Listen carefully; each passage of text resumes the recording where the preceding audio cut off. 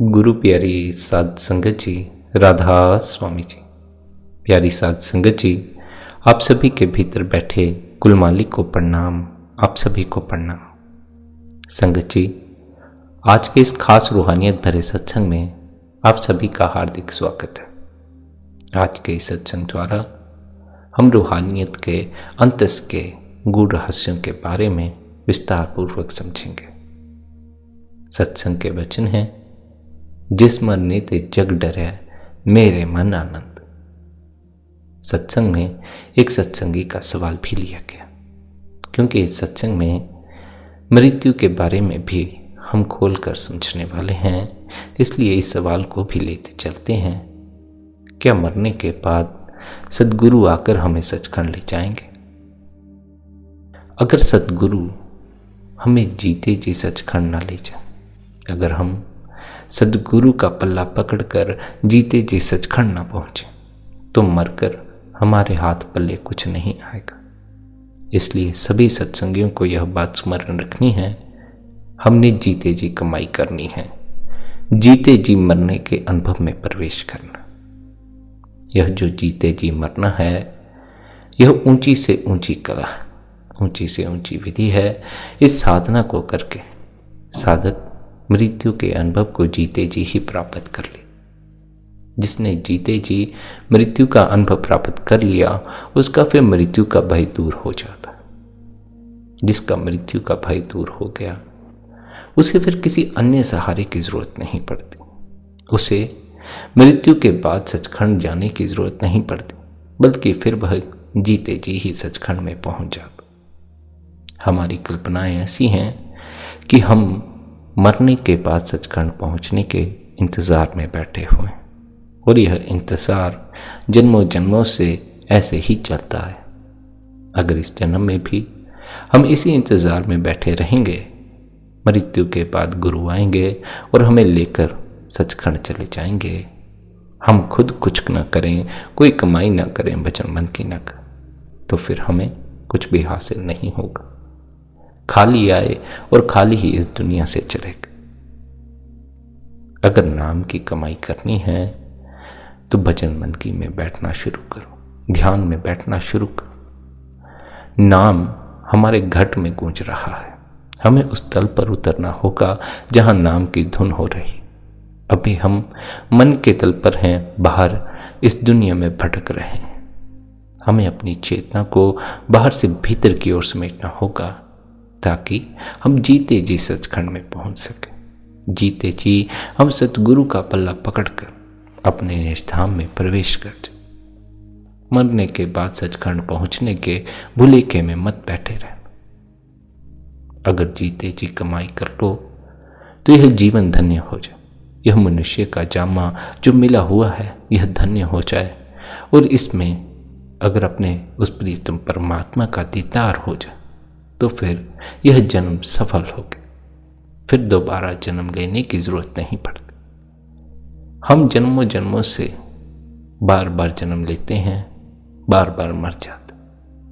हाथ पल्ले कुछ नहीं आता। इस दुनिया में आकर चीज़ें इकट्ठी कर लेते हैं, सोचते हैं सब भर लिया, जेबें भर ली, सब भरा भरा लगता। लेकिन अंत में जब सब मिट्टी हो जाता, हम खुद मिट्टी हो जाते हैं, तब एहसास होता है यह वह कमाई नहीं थी जिससे मुझे तृप्ति मिलती, जिससे मेरी मुक्ति होती।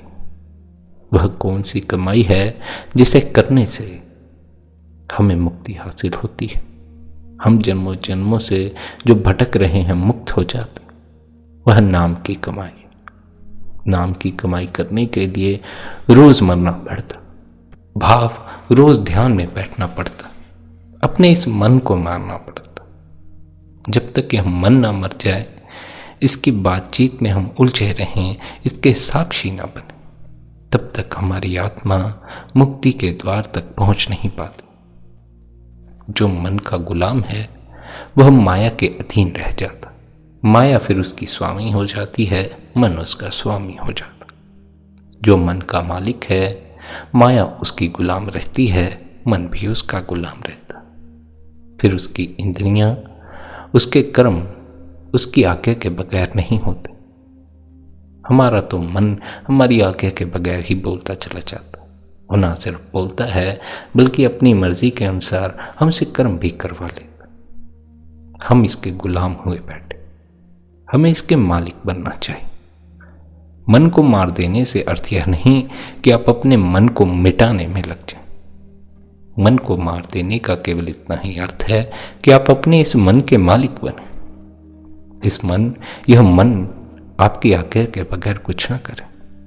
अभी तो यह मन आपके बिना पूछे ही अपने अनुसार कार्य करता चला जाता है। आपकी सारी ताकत को इस माया में व्यर्थ में बर्बाद करता चला जाता। यह जो जीवन शक्ति हम बाहर व्यय करते जा रहे हैं, आज भले ही हमें बाहर आनंद आता, लेकिन एक दिन जब उम्र ढल जाती है, एहसास होता है कि यूं ही जीवन बर्बाद कर दिया, सारी शक्ति व्यर्थ चली गई, कुछ भी हासिल नहीं। जितना अपनी इस भीतर की शक्ति को बाहर व्यय किया, भीतर से खाली होते चले गए, रिक्त हो गए, भीतर कुछ बचा ही नहीं।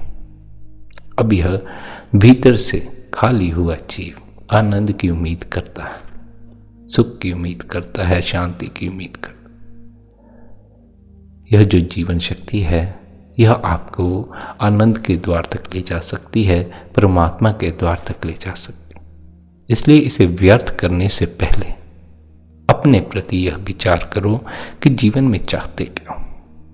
अगर तो आनंद चाहते हो, शांति चाहते हो, तो इस जीवन शक्ति को भीतर संजो कर रखो।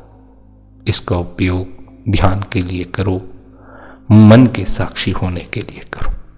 इसका उपयोग माया के पदार्थों को इकट्ठा करने या उन्हें भोगने के लिए ही मत करते रहो। जरूरत के हिसाब से दुनिया में भी जियो और समय निकालकर भजन बंदगी और ध्यान में भी जरूर बैठो। क्यों? क्योंकि असल कमाई भजन बंदगी की ही है। दुनिया की चीजें इकट्ठा करके अंत में हमें कुछ नहीं मिलेगा, लेकिन नाम की कमाई करके हमें जीते जी भी उस परमात्मा से मिलने को मिलेगा, मरकर भी उसमें समाने को मिलेगा। परमात्मा बड़ा है या धन बड़ा है, परमात्मा बड़ा है या माया के पदार्थ बड़े हैं, फैसला आपके अपने ऊपर है। जिस जीव को जो ज्यादा भाता है वह उसी ओर उन्नति करता। तो अगर किसी को माया भाती होगी, वह सद्गुरु के लाख समझाने पर भी दुनिया की ओर ही भागेगा। कितने ही सत्संग सुने, कितने ही साल भजन बंदगी करें, नाम जपे, फिर भी माया का आशिक माया की ओर ही भागेगा। लेकिन जिसके भीतर उस मालिक के प्रति तड़प है, अंतस में उतर जाने की चाह है, उसके द्वारा की गई भजन बंदगी, उसके द्वारा किया गया ध्यान उसके जीवन को बदल देता है। इसलिए बार बार सत्संग में विनती की जाती है, जितने प्यासे हैं, जितने उस मालिक से मिलाप करना चाहते हैं, वे ध्यान के लिए जरूर बैठें, भजन बंदगी में जरूर बैठें। इसलिए रोज ध्यान में बैठो, रोज मरो। रोज मरने से अर्थ है अपने इस मन के साक्षी बनना, इस मन के मालिक बनना। रोज मरने से क्या होगा? रोज मरने से अहम मिटेगा, और जितना अहम मिटेगा परमात्मा की मौजूदगी बढ़ती जाएगी। रोज मरो, रोज ध्यान में बैठो। रोज मरने से अर्थ है रोज ध्यान में डुबकी मारना, रोज अपने अहम को छोड़ना, रोज अपने आप को भूल जाना। स्वामी जी महाराज जिस नाम का बयान करते हैं वह हमारे घट में गूंजता नाम है। वह कोई लफ्जों में आने वाला नाम नहीं, वह धुनात्मक नाम है। धुनात्मक नाम से जुड़कर ही जीव अपने अहम को भूलता है। धुनात्मक नाम से जुड़ना ही रोज मरने की कला है। हम देखते हैं कमाई वालों को 6-6 महीने पहले मौत की खबर मिल जाती। जो मामूली भक्त हैं उन्हें भी 10-12 दिन पहले, किसी को 2-4 दिन पहले आकर सद्गुरु बता जाते हैं कि फलाने दिन चलना। जो सद्गुरु शिष्य की मौत के वक्त ना आया, हम उस सद्गुरु को दूर से ही सलाम कर देते। पर अगर शिष्य नाम लिखकर कमाई ना करे, फिर सद्गुरु की मौज है, आए या ना आए। यह उसका विरध है कि वह अपने शिष्यों की संभाल करता। पहले सत्संगी की मौत का हाल बयान करते हुए आप फरमाते हैं, जब सत्संगी की मौत आती है ससुरा यानी शब्द प्रकट हो जाता। कई बार बीमार का 2-2, 3-3 दिन पहले बोलना बंद हो जाता, यानी जब शब्द आता है आशा मनसा मर जाती है। यहां तक देखा गया है कि जिन औरतों के छोटे छोटे बच्चे थे उन्होंने कई कई दिन पहले से बच्चों को दूध देना बंद कर दिया। उनके रिश्तेदारों ने उन्हें बहुत मजबूर किया कि तू सदगुरु से अर्ज कर, तेरा लड़का अभी ना समझ है, तुझे 2-4 साल के लिए छोड़ जाए।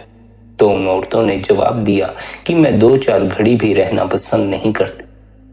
अगर आदमी की सुर्त अंदर लगी हुई हो और उसे औरत, पुत्र या और कोई नजदीकी रिश्तेदार आकर बुलाए तो वह बोलता नहीं, गैर सत्संगी से बात नहीं करता, यानी सुर्त शब्द के साथ जुड़ी हुई है।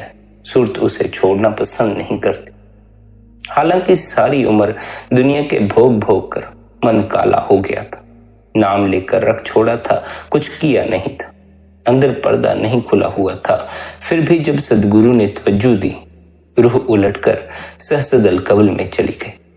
वहां जो जोत जल रही है, जब मन ने जोत के दर्शन किए तो वहीं मर गया और काम, क्रोध, लोभ, मोह और अहंकार निकलकर बाहर आ गए।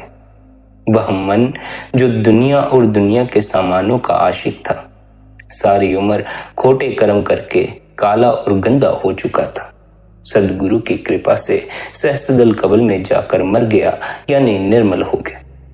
यह जो हिंदुओं में मौत के वक्त दिया बत्ती करते हैं, यह तुरिया पद की नकल है। मतलब यह कि मौत के वक्त आदमी का ख्याल झट जोत में लग जाए। जब तक शिष्य के अंदर जोत प्रकट नहीं होती, यह खालसा नहीं कहला सकता। क्यों?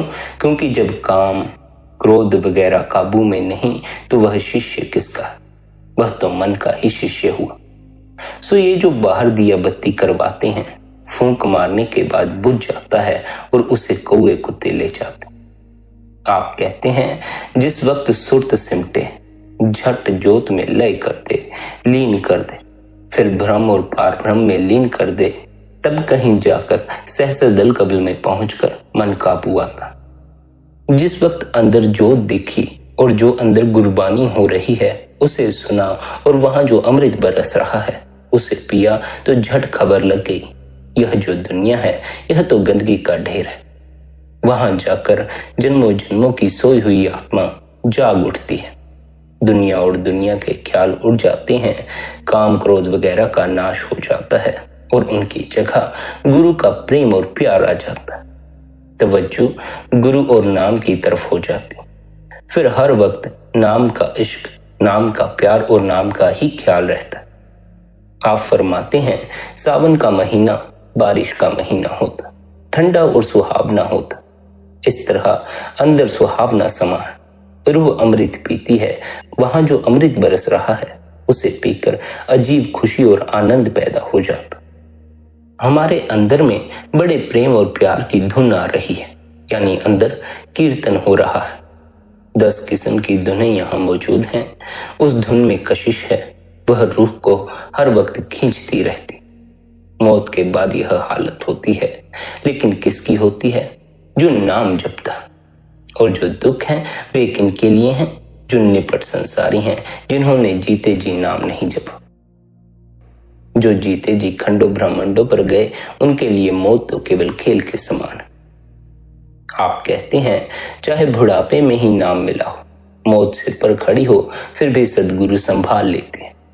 जब सत्संगी की मौत आती है और रूह 9 दरवाजों को छोड़कर ऊपर आती है, वहां 2 रास्ते, एक दायां है और एक बायां रास्ता।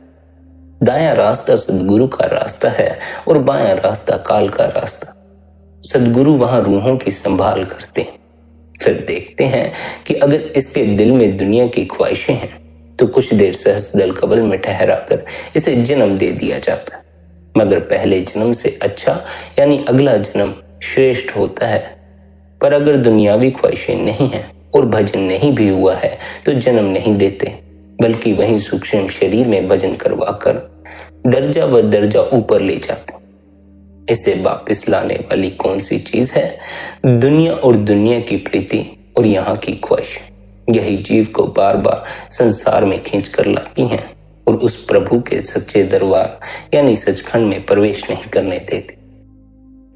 जो सद्गुरु के जीव हैं, सद्गुरु उन्हें यमदूतों के हवाले नहीं करते। उसका हिसाब सद्गुरु के पास होता है। अगर नाम लेकर भी यमदूतों के पास ही जाना पड़े तो ऐसे नाम को और सद्गुरु को हमें दूर से सलाम कर देनी चाहिए। नाम वाले के पास यमदूत नहीं आते, बशर्ते वह नाम की कमाई कर दो। अगर जीव कहे सद्गुरु बिना भजन के सचखंड ले जाएंगे तो यह केवल झूठा भ्रम है। जीव ने अपने आप को झूठ में डाल रखा। क्या बिना पढ़ाई किए कोई प्रोफेसर या लेक्चरर लग जाता है? कभी भी नहीं। यह तो असूल है कि पढ़ोगे तभी प्रोफेसर या लेक्चरर लगोगे। यही असूल यहाँ भी है। अगर कमाई करोगे तभी आप उस लोक में पहुंच सकते हो जो कि आपका परम निवास स्थान है। सो सद्गुरु क्या करते हैं? सहजल कवल में भजन करवाकर धीरे धीरे कभी दूसरे स्थान पर, कभी तीसरे पर और कभी चौथे पर ले जाते, आखिर पहुंचाकर ही छोड़ते। आगे गैर सत्संगी की मौत का हाल बयान करते हुए आप फरमाते हैं, जिन्हें नाम नहीं मिला उनकी हालत ऐसी है कि जब मौत का वक्त आता है, काल आता है और इस शरीर रूपी किले को ढहा देता है। जीव घबराता है और कहता है कि किसी हकीम को बुलाओ, किसी डॉक्टर को बुलाओ, कोई है जो मुझे मौत से बचा ले।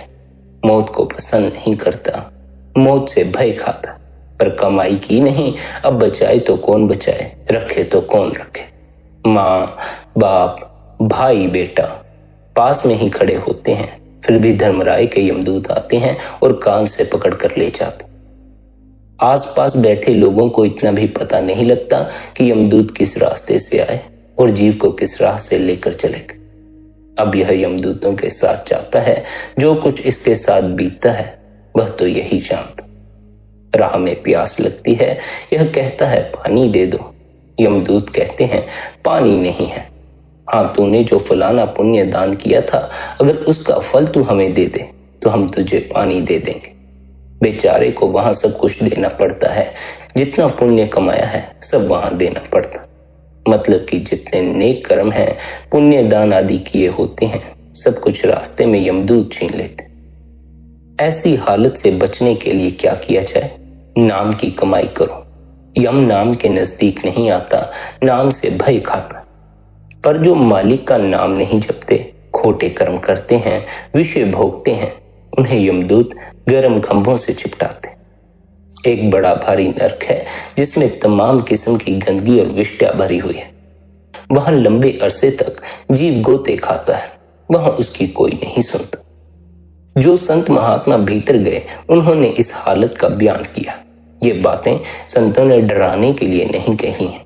संत झूठ नहीं कहते, जो देखते हैं वही कह देते। आप भी अंदर जाकर इस हालत को देख सकते, लेकिन पहले अंदर जाना होगा, कमाई करनी होगी। आप कहते हैं यमदूतों को दया भी नहीं आती, उन्हें रहम नहीं होता। जिस तरह बकरी कसाई को देखकर सहम जाती है, यही हाल जीव का यमदूतों के सामने होता। वे उन जीवों को रोते पीटते देखकर ताने मारते हैं कि तुमने मनुष्य जन्म पाकर कोई नेक कर्म नहीं किए, बल्कि विषय बेकार भोगते रहे। उस क्षण जीव रोता और चिल्लाता है, लेकिन उसकी पुकार कोई भी नहीं सुनता। जिन पुरुषों ने या स्त्रियों ने मंदे कर्म किए हैं, उन्हें तपते खंभों से चिपटाया जाता। नाम वाली रूहों को यमदूत नहीं ले जा सकता। अगर नाम लेकर यमदूतों के साथ जाना हो तो नाम लेने की क्या जरूरत है? जिसने नाम लिया है, जिसे 5 शब्द का उपदेश मिला है, उसके नजदीक यमदूत नहीं आते। सद्गुरु आता है और उन्हें अपने साथ ले जाता। आप कहते हैं मुश्किल तो यह है कि ये हाय तौबा करते हैं, रोते हैं, पीटते हैं, मगर कोई सुनता नहीं। जिन्होंने लड़कियों का सौदा किया है या पराई अमानत लेकर मुकर गए हैं, उनके गले में सांपों की माला डाली जाती। वे सांप नोच नोच कर खाते। यही हाल चोरों का होता है, वहां कोई भी फरियाद नहीं सुनता। संत जो कुछ देखते हैं वही बयान कर देते हैं, वे झूठ नहीं बोलते। अगर संत ही झूठ बोलेंगे तो सच कौन बोलेगा? जो जीव पिछले महात्माओं के वक्त में आए और उन महात्माओं ने उन्हें रास्ता दिया, वे संसार समुद्र से पार हो गए। बाकी जिन जीवों ने महात्माओं का सहारा न लिया, उनसे नाम का भेद न समझा, वे यहीं इस संसार में ठोकरें खाते रहे और अंत में उन्हें यमदूतों के साथ जाना पड़ा। उस समय कोई भी यमदूतों से यह नहीं कह सकता कि इन पर रहम करो, क्योंकि रहम करने वाला वहां कोई नहीं है। अगर कोई है तो यमदूत, जो अपने सेवकों को कहता है कि इन्हें खूब मारो और मारो, इन्होंने मनुष्य जन्म पाकर कोई नेक काम नहीं किया। चारों तरफ से मारो मारो की आवाज आती है। अब नरकों का ब्यौरा देते हुए आप फरमाते हैं, है तो बहुत सारा, लेकिन सिर्फ इतना ही कहा जाता है कि पहले जिस वक्त मौत आती है, यमदूत इसकी रूह को जबरदस्ती बाहर निकालते। यह बड़ा भयानक समय होता है।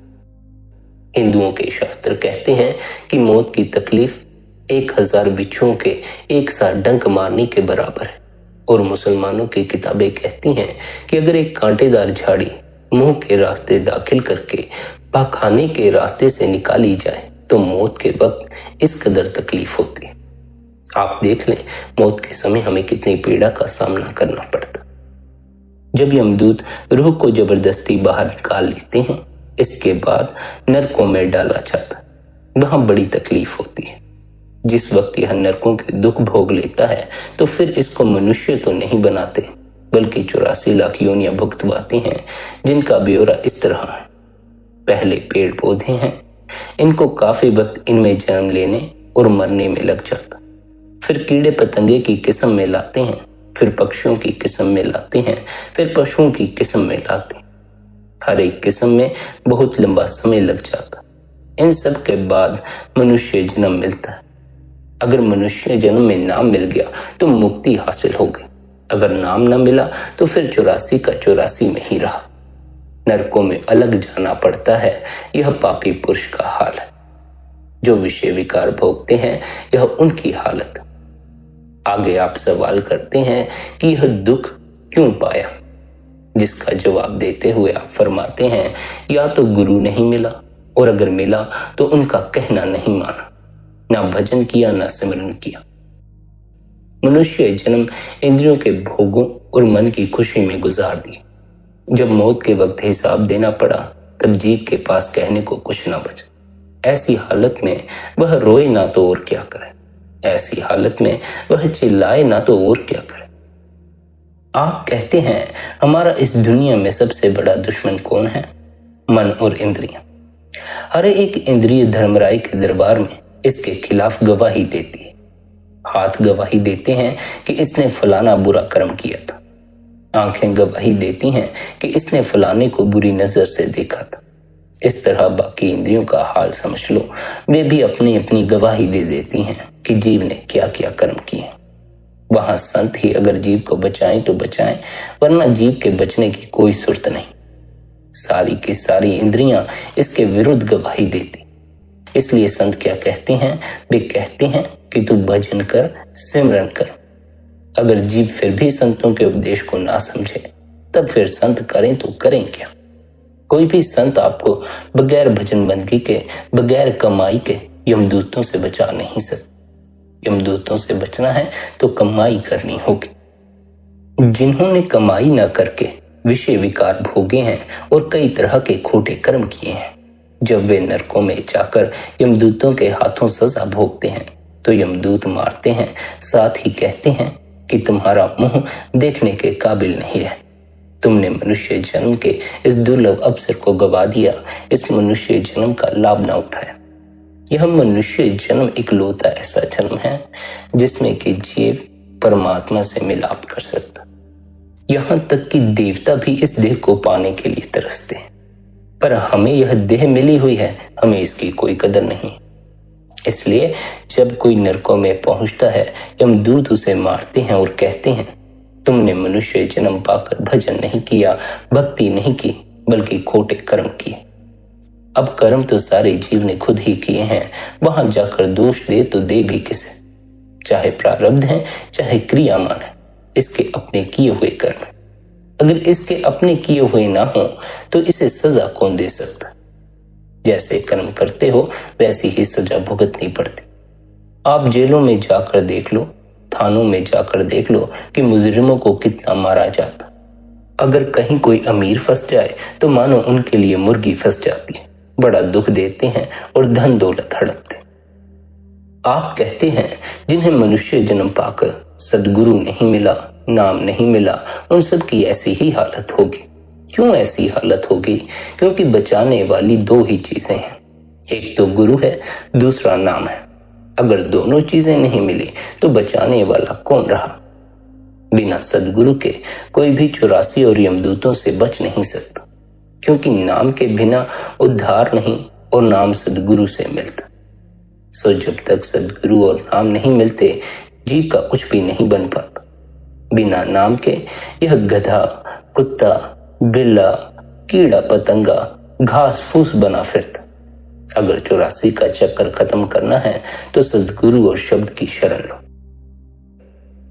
हजूर स्वामी जी महाराज बिना नाम वालों की हालत बयान करके फिर नाम वालों की तरफ आते हैं और फरमाते हैं, नाम वाली रूह कहती है कि मेरे धन्य भाग हैं कि सद्गुरु ने मुझे संभाल लिया, यमदूतों से बचा लिया और अंदर शब्द के साथ जोड़ दिया।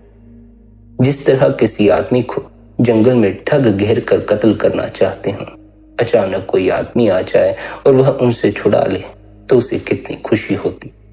ठीक इसी तरह सद्गुरु जीव के साथ सलूक करता है, बल्कि जब सद्गुरु आते हैं तो सारे यमदूत पीछे हट जाते हैं और सद्गुरु नामी सज्जन को अपने साथ ले जाते। आगे आप फरमाते हैं, सावन के महीने में बारिश होकर ठंड हो जाती। स्त्रियां और पुरुष बाहर पेड़ों पर झूला डालकर झूलते हैं, मगर वह असली सुख इस दुनिया में नहीं है। वह असली सुख कहाँ है? वह असली सुख पार ब्रह्म में है। जब रूह तुरिया पद को छोड़कर, भ्रम को छोड़कर पार ब्रह्म में आ जाती है, रूह के ऊपर से तीनों शरीर, स्थूल, सूक्ष्म और कारण, ये सारे शरीर उतर जाते। यहाँ आकर इसके ऊपर से पर्दे उतर जाते। यहाँ रूह का अपना नूर 12 सूरज का है। अब इतना ताकत वाला होकर भी इंसान को यह समझ नहीं आता कि वह क्या चीज है, वह कौन है, उसकी हस्ती क्या है। जब तक इसके ऊपर से पर्दे नहीं उतर जाते, यानी स्थूल, सूक्ष्म और कारण शरीर के पर्दे उतर नहीं जाते, तब तक परमात्मा की तो क्या, इसे अपने आप की भी खबर नहीं होती।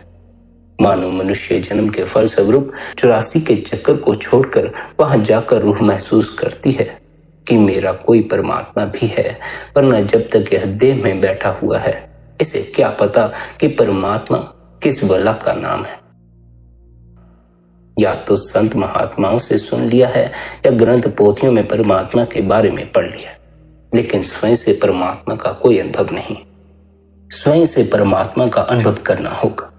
स्वयं से परमात्मा के अनुभव के लिए यह जो आत्मा के ऊपर पर्दे पड़े हुए हैं, स्थूल, सूक्ष्म और कारण शरीर के, ये पर्दे उतारने होंगे। जिस तरह अगर कोई बड़ा सुंदर लैंप हो, उसके ऊपर हम 10-20 मोटे पर्दे चढ़ा दें, आप उसे जलाएं तो उससे कमरे में रोशनी नहीं होने वाले।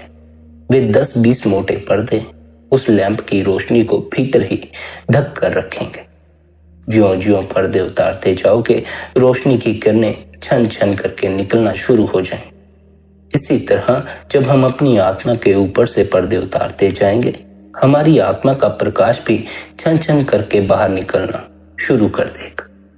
पर्दे उतारने के लिए ही सद्गुरु हमें भजन सिमरन करने का उपदेश देते। भजन सिमरन की विधि इन स्थूल और सूक्ष्म पर्दों को उतारने की ही विधि है। आत्मा पर चढ़े सभी मैले पर्दे भजन बंदगी द्वारा अपने आप ही उतर जाते।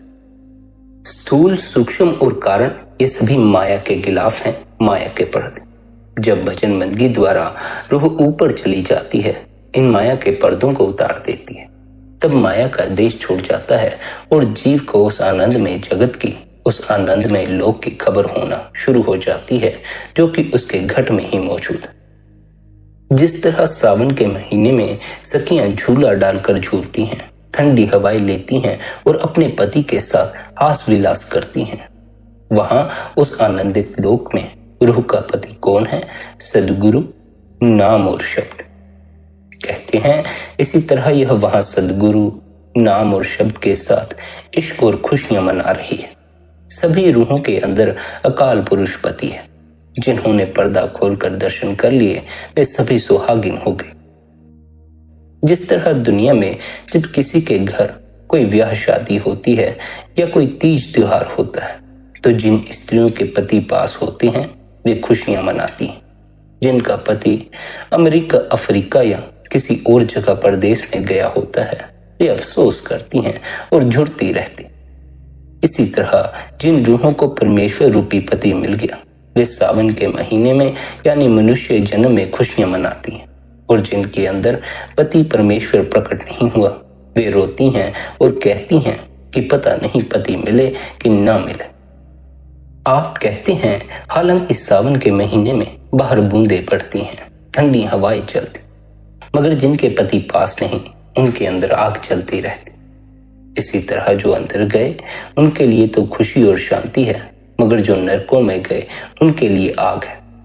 जिनके पति परदेश हैं उनका तन मन जलता है। उनके लिए मानो पानी बरस ही नहीं रहा, उनके लिए सावन आया ही नहीं। इसी तरह जिन्हें गुरु नहीं मिला, शब्द नहीं मिला, उनका मनुष्य जन्म बर्बाद हो गया, बल्कि पाप करके उन्होंने अपने सिर पर बोझ बांध लिया है, जिसका हिसाब उन्हें धर्मराय के दरबार में जाकर देना पड़ता। धर्मराय हिसाब किताब लेने में किसी तरह की ढील नहीं बरतता। उसे जीव पर तरस नहीं आता। क्यों? क्योंकि जीव को भी खोटे कर्म करते समय अपने ऊपर जरा भी तरस नहीं आता। इस बात पर जीव कभी गौर नहीं करता उसके किए हुए कर्मों का फल क्या निकलेगा। कर्म फल को जीव को भूलना नहीं चाहिए, क्योंकि यह सारी सृष्टि कर्म फल के अधीन है। जैसे कर्म किए जाते हैं वैसा फल भुगतने को मिलता। अगर आप अच्छे कर्म करते हैं तो उसका आपको अच्छा नतीजा भुगतने को मिलेगा। अगर आप बुरे कर्म करते हैं तो उसका बुरा नतीजा आपको भुगतने को मिलेगा। उससे भी बड़ी समस्या की बात तो यह है कि जीव कर्ता भाव से कर्म करता। जीव सोचता है कर्म करने वाला मैं हूं। जीव कर्ता नहीं है, कर्ता तो वह परमात्मा ही है। सब कुछ उसकी रजा से होता, लेकिन जीव अपने को कर्ता समझ लेता है, जिस कारण उसे अच्छे और बुरे दोनों कर्मों का फल भुगतना पड़ता। अगर आप अकर्ता भाव से कर्म कर सके, अपने आप को बीच में ना लाए, तो आपको ना तो अच्छे कर्मों का फल भुगतना पड़ता है न बुरे कर्मों का फल भुगतना पड़ता। अब यहाँ यह सवाल पैदा हो सकता है कि हम अच्छे फल भुगतने के लिए तो राजी हैं, फिर भला हम अच्छे कर्मों के कर्ता क्यों ना हो जाए। यहाँ समझने योग्य बात यह है, जब तक आप कर्ता भाव से भरे रहेंगे तब तक आप अच्छे और बुरे कर्मों में उलझे रहेंगे। इस संसार में यह मायने नहीं रखता कि आपने बुरे कर्म किए या अच्छे कर्म किए। यहाँ यही मायने रखता है कि करने वाले आप थे या वह परमात्मा था।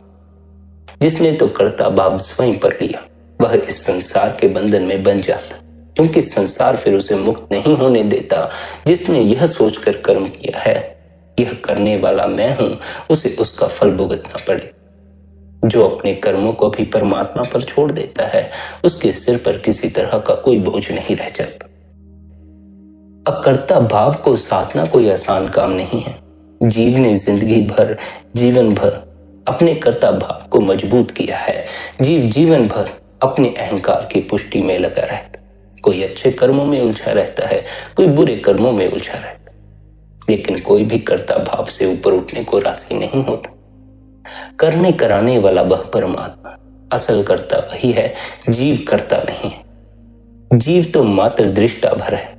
अगर जीव साक्षी हो जाए, दृष्टा हो जाए, तो उसे यह भी खबर लगनी शुरू हो जाएगी जीवन में जो होता है वह उस मालिक की रजा के अनुसार ही होता। अच्छा और बुरा दोनों उस परमात्मा की रजा के अनुसार ही होते। जीव अपने जिम्मे जिम्मेदारी ले लेता है, और अगर अपने जिम्मे जिम्मेदारी लोगे तो उसका जिम्मा भी आपको ही उठाना होगा, फिर आपको ही उसके फल भुगतने पड़ेंगे। कर्ता भाव से किए हुए कर्म जीव को बंधन में बांध देते, फिर जीव को अच्छे और बुरे दोनों तरह के कर्मों का फल भुगतने के लिए इस संसार में लौट कर आना पड़ता। संसार में लौट कर आना मुक्ति नहीं है, मोक्ष नहीं है। मोक्ष का अर्थ है सदा के लिए इस संसार से विदाई ले लेना, फिर यहाँ कभी लौट कर ना आना। और यहाँ लौटकर ना आने का एक ही तरीका है कि इस संसार में आप कोई भी कर्म कर्ता भाव से न करें। इस भाव से न करें मैं करता हूं, मेरे बच्चे हैं, मेरी दुकान है, मैं यह करता हूं, मैं वह करता हूं, मैं दान करता हूं, मैं पुण्य करता हूं।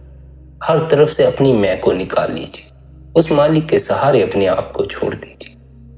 मैं को छोड़ देना आसान काम नहीं है। अहंकार को छोड़ देना कोई मामूली सी बात नहीं है। बड़ी हिम्मत चाहिए, बड़ी साधना चाहिए। हम तो साधना करते ही नहीं, हम तो थोड़ी देर के लिए भजन में बैठते हैं, फिर हम अपने संसारी कामकाज में उलझ जाते। इतने से बात न बनेगी, मेहनत तो करनी ही होगी, साधना तो करनी ही होगी। अवश्य ही एक क्षण जीवन में ऐसा आता है जब आपको साधना करने की, भजन बंदगी करने की, ध्यान करने की कोई जरूरत नहीं रह जाती, क्योंकि उस क्षण आप हर पल शब्द में लीन रहते, हर पल आप ध्यान में लीन रहते। जब आप ध्यान में सदा के लिए लीन हो गए, शब्द में सदा के लिए लीन हो गए, फिर आपको भजन बंदगी करने की कोई जरूरत नहीं, फिर आपको ध्यान में बैठने की कोई जरूरत नहीं, फिर आप अपने संसारी कामकाज करते हुए भी ध्यान में ही होंगे।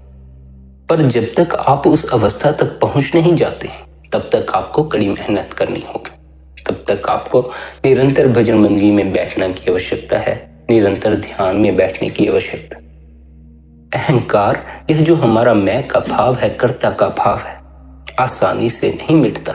इस पर निरंतर भजन बंदगी द्वारा चोट मारनी पड़ती है, तब कहीं जाकर यह अहंकार की दीवार गिरती है, कर्ता का यह भाव टूटता। हम अपने को कर्ता समझे बैठे। अनेक बार संत महात्माओं ने हमें समझाया है, कर्ता वह परमात्मा है, जो होता है उसकी मर्जी से होता है, हमारी मर्जी से नहीं होता। लेकिन फिर भी शायद हम संतों की बात को समझ नहीं पाते, इसलिए हम अपने आप को कर्ता समझ लेते हैं और अपने कर्ता भाव को छोड़ते नहीं हैं। जब तक कर्ता भाव से कर्म करोगे, फल आपको ही भुगतने पड़ेंगे। जब तक करने वाले आप हो, नतीजे आपको भुगतने पड़ेंगे। जब करने वाला वह परमात्मा हो जाता है, जब कर्ता भाव विलीन हो जाता है और जीव अपने आप को उस सच्चे कर्ता के हवाले, उस अकाल पुरुष के हवाले कर देता है, तब जीव द्वारा होने वाले किसी भी कर्म का जीव को भुगतान नहीं करना पड़ता, फल नहीं भुगतना पड़ता। इसलिए जब अर्जुन ने कर्म फल को नजर में रखते हुए युद्ध लड़ने से इनकार कर दिया, यह कह दिया कि अगर मैं इन्हें मारता हूं तो मुझे ही इसका फल भुगतना पड़ेगा, मैं क्यों मारूं? तब कृष्ण ने उससे कहा, हे अर्जुन, मारने वाला तू नहीं, पर कर्ता भाव से कर्म मत कर।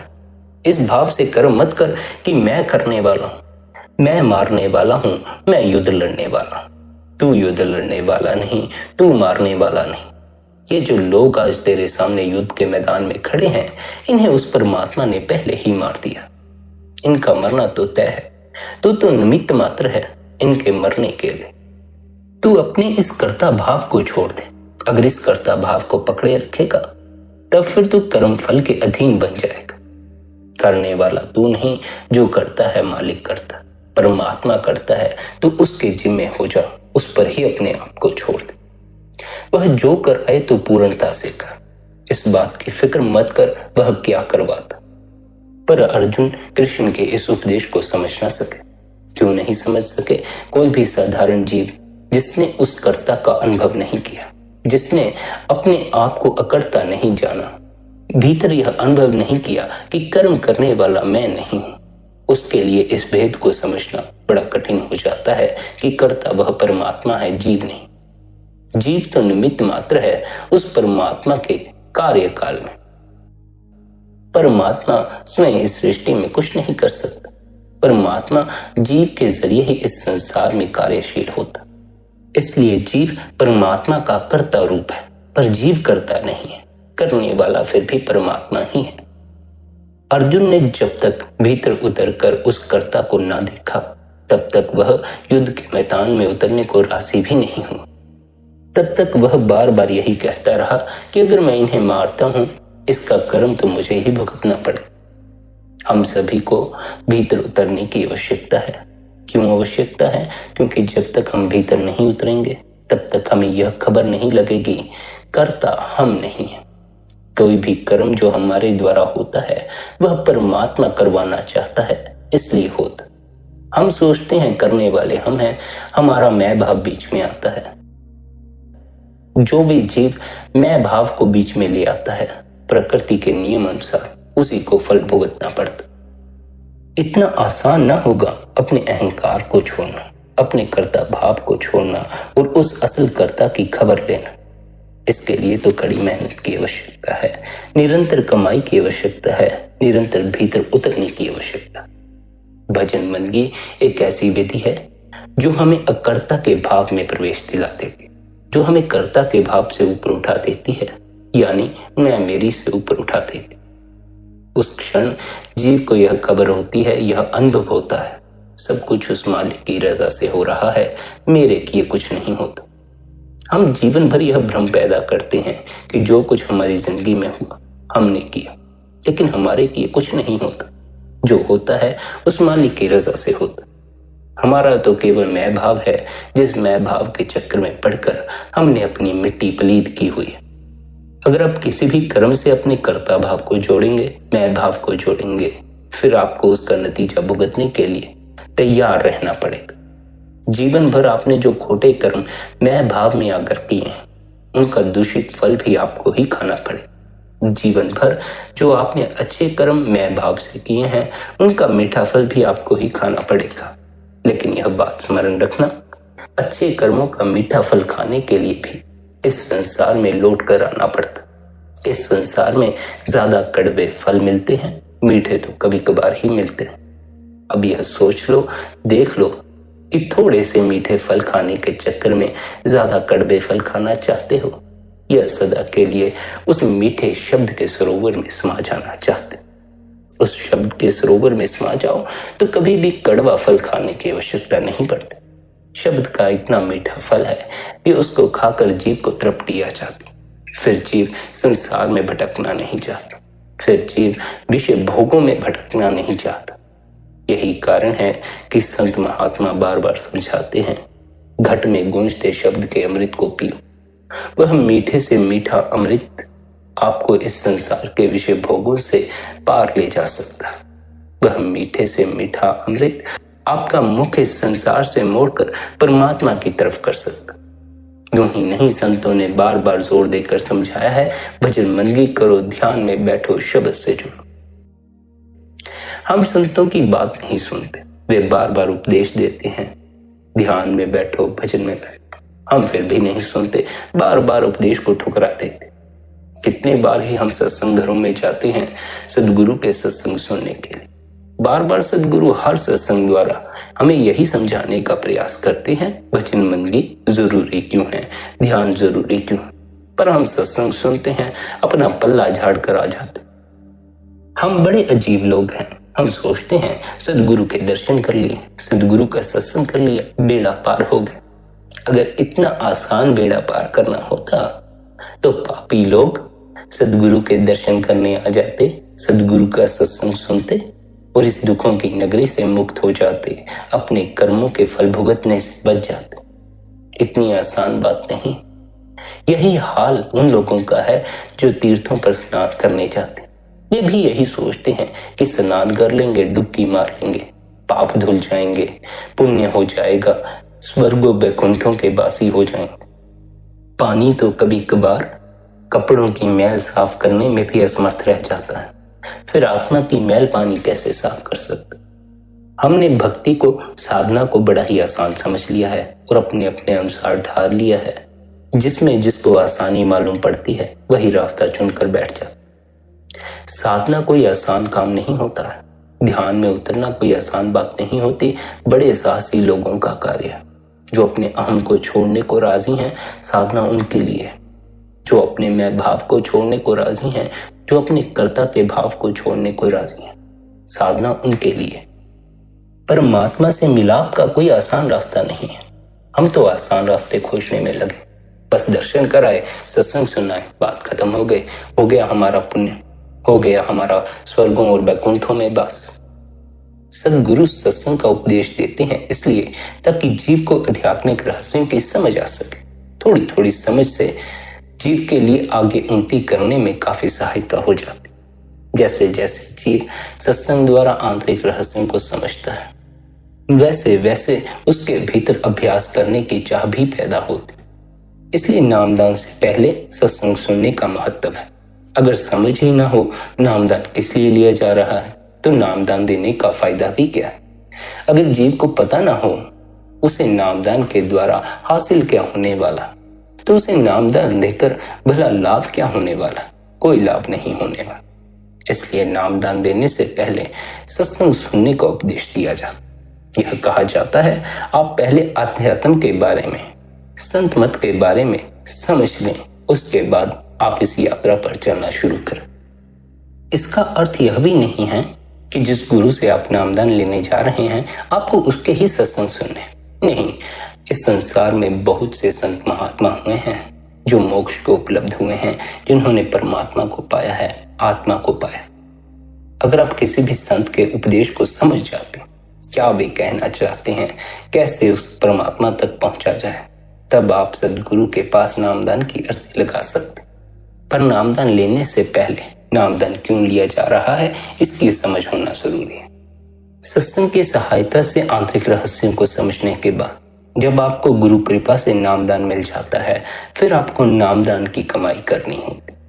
सदगुरु नामदान देते हैं। सदगुरु 5 नाम का भेद देते हैं। वे 5 नाम जीव को भीतर गूंजते 5 धुनकार धुनों से जोड़ देता। जैसे जैसे जीव ऊपर से ऊपर गति करता चला जाता है, वह अलग अलग धुनों के साथ संबंध जोड़ता छोड़ता ऊपर की तरफ उन्नति करता चला जाता।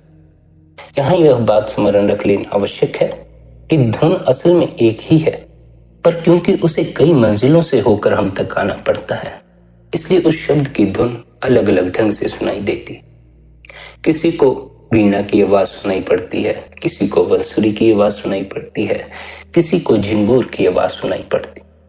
जिस पल साधक भजन मंदगी द्वारा, ध्यान द्वारा सबसे ऊपरी मंजिल पर कदम रख लेता है जहां से शब्द पैदा होता, तब वह सारी धुनें उस एक धुन में समा जाती। फिर केवल एक ही धुन बचती है और उस एक धुन में ही जीव को अपने आप को लीन कर देना होता। एक में समाकर एक हो जाना ही उस प्रभु का रूप हो जाना। इसलिए प्यारी साध संगत जी, आप सभी से यह विनती है, निरंतर गुरु द्वारा दिए हुए उपदेश की पालना करें, निरंतर भजन मंदगी करें, निरंतर ध्यान में बैठें। आज के इस सत्संग को यहीं पर विश्राम देते हैं। इतने प्रेम और प्यार से आपने इस सत्संग को सुना, उसके लिए आप सभी का धन्यवाद। राधा स्वामी जी।